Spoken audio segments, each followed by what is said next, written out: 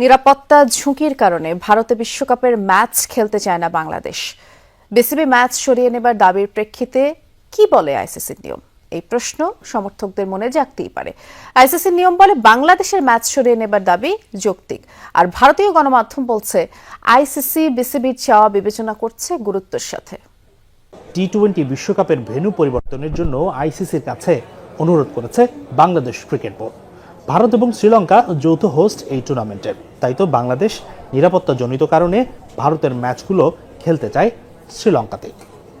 তবে আইসিসির এমন ইভেন্টে কোনো দল যদি ভেন্যু পরিবর্তনের আবেদন করে, নির্দিষ্ট কিছু প্রোটোকল বা নিয়ম আছে। বাংলাদেশের এই অনুরোধও সেই প্রোটোকল বা নিয়মের মধ্যে থেকেই বিবেচনা করবে ক্রিকেটের নিয়ন্ত্রণ সংস্থাটি। চলুন জানার চেষ্টা করি কি আছে সেই নিয়মে, বাংলাদেশের ভেন্যু পরিবর্তনের সম্ভাবনাই বা কতটুকু।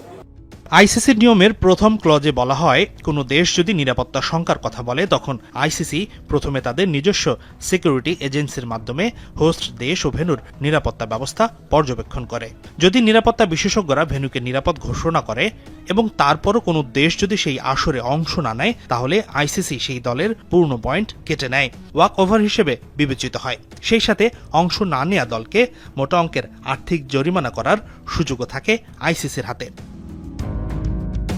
আইসিসির দ্বিতীয় একটি ধারা আছে, সেটার ফায়দা পেতে পারে বাংলাদেশ, যেখানে বলা হয় কোনো দেশের সরকার যদি তাদের দলকে হোস্ট দেশে ভ্রমণ না করার নির্দেশ দেয়, আইসিসি সেটিকে অনিবার্য পরিস্থিতি হিসেবে বিবেচনা করতে পারে এবং বিকল্প ভেন্যু বা হাইব্রিড মডেল বিবেচনা করার সুযোগ থাকে। ঠিক যে সুবিধা এতদিন ভারত নিয়েছে পাকিস্তানে অনুষ্ঠিত হওয়া টুর্নামেন্টের ক্ষেত্রে।